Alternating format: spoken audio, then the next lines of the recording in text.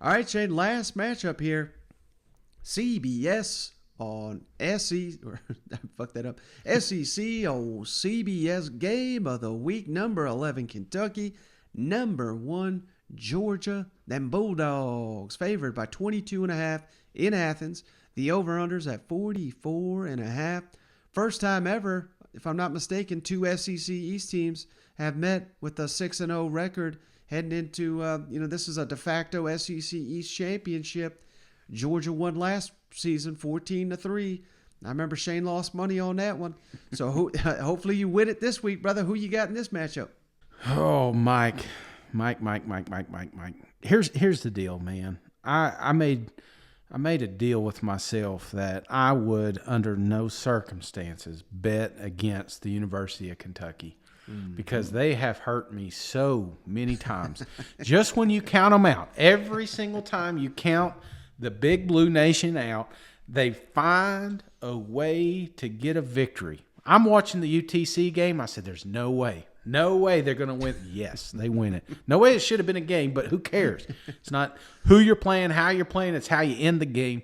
They found a way to win. South Carolina, sloppy. Oh, my God. I thought this is it. I said South Carolina's going to win this game. Nope. Kentucky.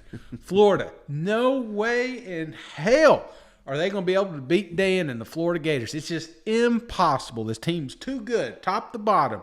You can't compete with them. And guess what? Again, they compete with them and they win.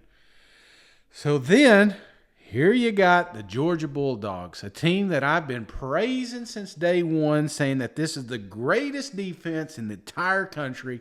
Mm-hmm. And every time they play, doesn't matter who it is, they find a way to make the teams one-dimensional and shut them out, and they just steamroll them. Doesn't matter. Did they need a quarterback? Who cares?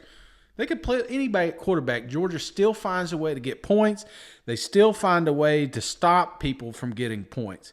So then you look at this game, and I made the deal with myself. There's no way I'm going to bet against Kentucky.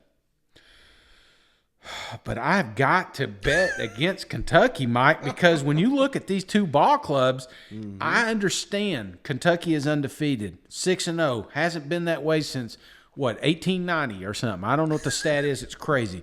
Georgia is playing awesome right now. Not just on defense, man, but their offense even.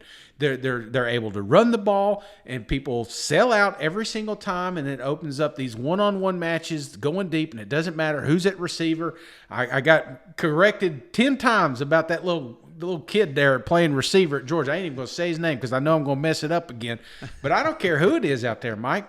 Georgia finds a way to move the ball. They find ways to stop the ball. They're going to Athens. This is it, man. Everybody's tired of the 1980 jokes. You can't have 1980 jokes and play a close game with Kentucky Wildcats.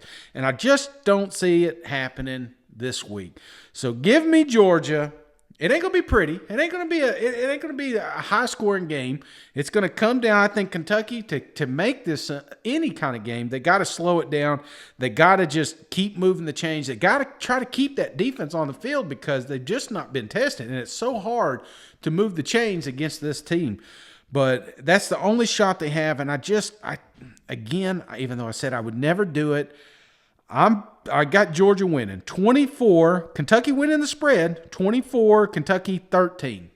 Ooh.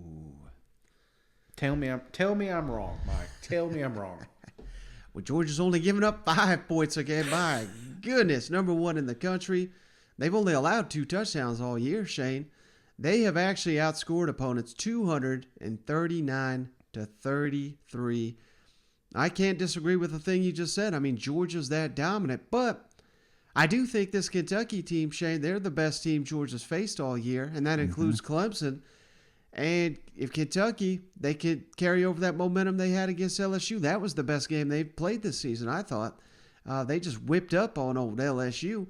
Can they do the same thing to Georgia? No, but that's because Georgia's so good. But I do think Kentucky will make this thing competitive. They do have the SEC's leading rusher in Chris Rodriguez. They got the SEC's leading receiver, Wan'Dale Robinson.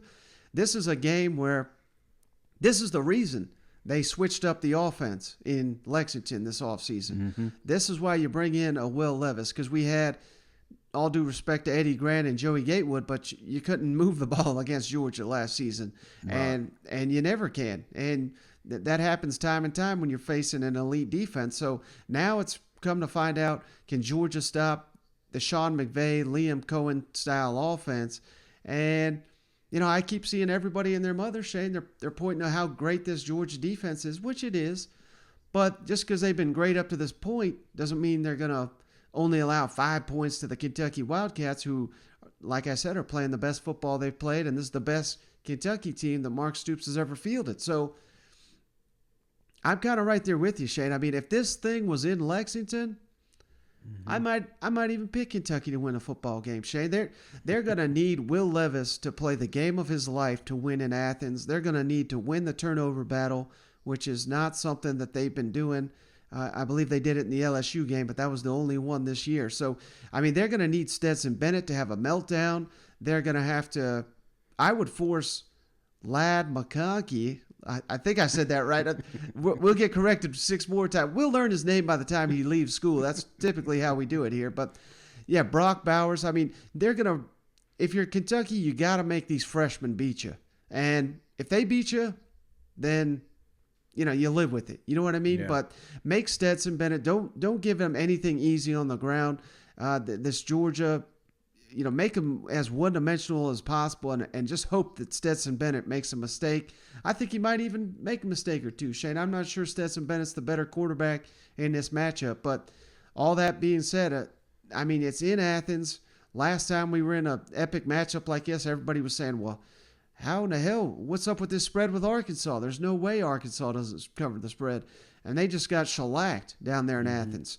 This is the best team in the country, and I don't care if it's Kentucky or not. I mean, typically you'd overlook a team like Kentucky. I think that favors Georgia this week. The fact that Kentucky's undefeated and their fans think they deserve to be top 10, which they probably do, but that is not going to make for any kind of letdown on Georgia's side. So I think it's going to go a close game, Shane. I really do, because I think Kentucky's legit, but it's just going to be too much to ask for them to go into Athens and get that W. So I'm right there with you. I got Georgia winning the football game, but I think it's going to be a lot closer than most people think, Shane. I'm going 27 Georgia, 20 Kentucky. I mean, I think it's a one-touchdown type game. Man, I'm with you. I think the one thing that I'll definitely agree with you is if this were in Lexington, I may have picked Kentucky, because I'm telling you, it's a home field advantage nobody talks about. And I mean, how could you not when you've watched the LSU game? How could you not when you watched the Florida game? It was electric in there. I don't know. Like I said, I think they were sneaking extra people in there. It just seems like yesterday, Cash was out there at Walmart selling tickets, and now, right, and now you got people sneaking in the damn place. So I think that's the key, is the fact that it's in Athens, and it's a tall glass of water, man. I'm just not ready to pull the trigger. Georgia has done nothing for me. I mean, since Clemson has done nothing to say that they don't belong in that number 1 spot. So I may be wrong. I've been wrong on Kentucky many, many times. In fact, Wildcat fans are probably happy I'm off the wagon right now, because they want to prove me wrong. Who knows? We may have an emergency podcast later that night, drunk, because we're coming back from Ole Miss, finding out that they won this thing. So we'll find out soon enough. That's why we have the games, Mike. All right, buddy. Well, that's going to do it for another episode of the show. Cannot wait for this weekend. I hope it's the best weekend yet of SEC football we have to date. But you got anything before we hop off the line? Yeah, well, I did say I was going to do reviews, but my phone's all jacked up right now, and trying to do that, I'm literally holding my phone to the ear while I'm recording this thing, and it's driving me nuts because I'm hearing my own voice. So I promise to do the reviews next week. We'll double up on that. I appreciate everybody taking the time to do those, and we definitely want to read them. It's just right now it is it's almost impossible.